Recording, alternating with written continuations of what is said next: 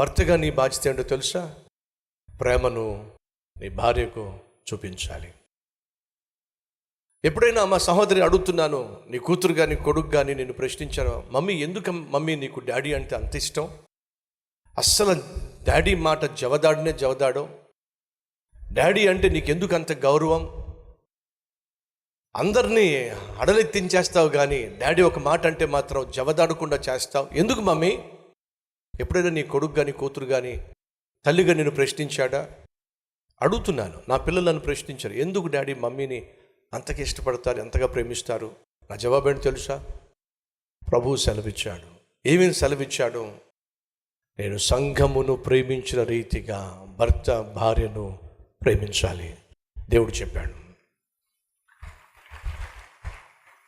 నేను ఏది చేస్తున్నానో దానికి ఆధారం నా ప్రభు అయిన యేసుక్రీస్తు. ఆయన సంఘాన్ని ప్రాణంగా ప్రేమించాడు, భార్యను అలాగే ప్రేమించమన్నాడు. కాబట్టి నేను ఖచ్చితంగా మమ్మీని ప్రేమించాలి. ప్రధాన కారణం ఏమిటంటే నా ప్రభు నన్ను అంతగా ప్రేమించాడు, మనల్ని ప్రేమించాడు.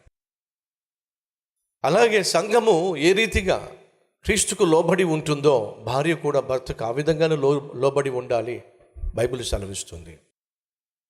తన సహోదరుణ్ణి ద్వేషించువాడు ఎవరో చూద్దాం రండి. బైబిల్లో ఏముందో చదువుతాను. 1 యోహాను పత్రిక 1 జాన్ చాప్టర్ 3 3వ అధ్యాయము 10వ వచనం 10th verse. తన సహోదరుని ప్రేమింపని ప్రతివాడును, తన సహోదరుని ప్రేమింపని ప్రతివాడును దేవుని సంబంధులు కాదు. సహోదరుని అన్న చోట భార్యను అని పెట్టుకోండి. ఇప్పుడు చదవండి. తన భార్యను ప్రేమించని వాడు దేవుని సంబంధి కాదు అంటే అర్థం ఏమిటి? దెయ్యం సంబంధి, అంతే కదా. ఈరోజు వింటున్నావా సహోదరుడా? నీ భార్యను నువ్వు ప్రేమించట్లేదు అంటే నువ్వు సైతాను సంబంధివి. అమ్మ వింటున్నావా సహోదరి? నీ భర్తను నువ్వు ప్రేమించటం లేదంటే నువ్వు సైతాను సంబంధివి. బిడ్డలను నువ్వు ప్రేమించటం లేదంటే నువ్వు సైతాను సంబంధివి. తరువాత 15వ వచనం, వాస్తవంగా 14వ వచనమే చూద్దాం రండి. చివరి మాటలు. ప్రేమ లేని వాడు మరణమందు నిలిచి ఉన్నాడు, తన సహోదరుణ్ణి ద్వేషించువాడు నరహంతకుడు. తన సహోదరుణ్ణి ద్వేషించువాడు నరహంతకుడు. ఆ సహోదరుని అనే దగ్గర భార్యను పెట్టండి. తన భార్యను ద్వేషించువాడు ఎవరో చెప్పండి, చెప్పండి. నరహంతకుడు.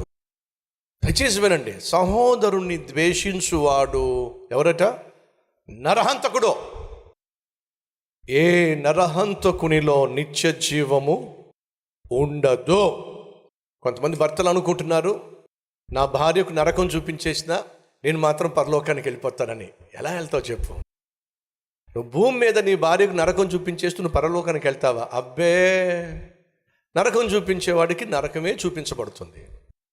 ప్రేమ చూపించేవాడికి పరలోకమే కనబడుతుంది. భర్తలు వింటున్నారా? భార్యలు వింటున్నారా? ద్వేషించకండి. ఒక సహోదరుని ద్వేషిస్తే నరకానికి వెళ్తావు. మరి భార్యను ద్వేషిస్తూ దూషిస్తూ ప్రొద్దస్తమాను తిడుతూ కేకలు వేస్తూ కొడుతూ ఎలా పరలోకానికి వెళ్తావు? మళ్ళీ నువ్వు భక్తుడివి. కనిపిస్తున్న నీ భర్తనే, నీ భార్యనే, నీ బిడ్డల్ని ప్రేమించలేని నువ్వు కనిపించని దేవుణ్ణి ఎలా ప్రేమిస్తావు? ఒక్కసారి ఆలోచించండి.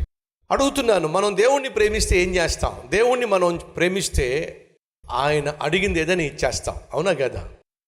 అబ్రామా దేవుడు పిలిచాడు, ప్రభువా అన్నాడు. నువ్వు ప్రేమిస్తున్నా నీ ఒక్కడైనా ఒకే ఒక్క కుమారుడైన ఇస్సాకును తీసుకుని వెళ్ళి నేను నీకు చూపించబోవు పర్వతము పైన ఏం చేయాలట? దహన బలిగా అర్పించు. సేవకు అర్పించు అంటే అది వేరే విషయం. బతుకున్నాడుగా, సేవ చేస్తున్నాడుగా, దేవుణ్ణి సేవిస్తున్నాడుగా, సంతోషించేవాడు. కానీ దేవుడు ఏమడిగాడు తెలుసా? దహన బలిగా అర్పించేసేయి. ఏ తండ్రి ఒక్క కుమారుని, అది కూడా అబ్రహాము ఆ కుమారుడి కోసం ఎంతకాలం వెయిట్ చేశాడో తెలుసా అండి? చెప్పండి. 25 సంవత్సరాలు వెయిట్ చేశాడు. లేక పుట్టిన కుమారుణ్ణి దేవుడు అంటున్నాడు, తీసుకొచ్చేసి నాకు దహన బలిగా అర్పించు అని. ఇండైరెక్ట్గా దేవుడు ఏమంటున్నాడు అంటే అబ్రహాముతో, అబ్రహామా నన్ను ఎక్కువ ప్రేమిస్తున్నావు, నీ కొడుకుని ఎక్కువ ప్రేమిస్తున్నావా అడుగుతున్నాడు దేవుడు. అబ్రహాము నిరూపించాలి. ఈరోజు మనలో కొంతమంది దేవుని కంటే, దేవుని సన్నిధి కంటే ఉద్యోగం ఎక్కువగా ప్రేమించే వాళ్ళు ఉన్నారు. దేవుని కంటే, దేవుని సన్నిధి కంటే పాపాన్ని ప్రేమించే వాళ్ళు ఎక్కువ మంది ఉన్నారు. డబ్బును ప్రేమించే వాళ్ళు ఎక్కువ మంది ఉన్నారు. సుఖాన్ని, సౌఖ్యాన్ని ప్రేమించే వాళ్ళు ఎక్కువ మంది ఉన్నారు. ఒకసారి ఆలోచించండి.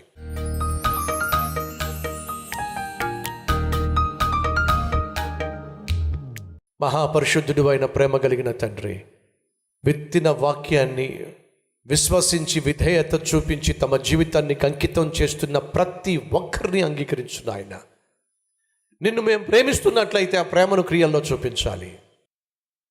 భర్త కావచ్చు, భార్య కావచ్చు, తల్లి కావచ్చు, తండ్రి కావచ్చు, కొడుకు కావచ్చు, కూతురు కావచ్చు, ప్రేమిస్తున్నట్లయితే ప్రేమను క్రియల్లో చూపించాలి. ప్రేమ లేని వాడు నరహంతకుడో, వ్యర్థుడో, నరకానికి పోయేవాడు. ఆయన ఈరోజు ఈ వాక్యం విన్న ప్రతి ఒక్కరూ నీ ప్రేమను క్రియల్లో చూపించటం, అది జీవితంలో ఒక భాగ్యంగా, నాయన జీవితంలో ఒక బాధ్యతగా ఎంచులాగున సహాయం చేయండి. కనిపించే మనిషిని మేము ప్రేమించకపోతే కనిపించని నిన్ను ఎలా ప్రేమించగలవు నాయన? ప్రేమను మాలో పెంపొందించండి. ఆ ప్రేమ మొదటిగా మా ఇంట్లోనే కనిపించాలి. ఆ ప్రేమ మా ఒంటిలో ఉండాలి. ఆ ప్రేమ మా రక్తంలో ఉండాలి. ఆ ప్రేమ క్రియల్లో ఉండాలి. నాయన అట్టి జీవితం మాకు దయచేయండి. నిన్ను ప్రేమిస్తున్న ప్రతి ఒక్కరూ నాయన తమ జీవితాన్ని అంకితం చేస్తున్నారు, అంగీకరించమని. ఆ తర్వాత జీవితాన్ని దూరం చేసేసి పరిశుద్ధమైన జీవితం మాకు అనుగ్రహించమని యేసు నామం పేరట వేడుకుంటున్నాం తండ్రి, ఆమెన్.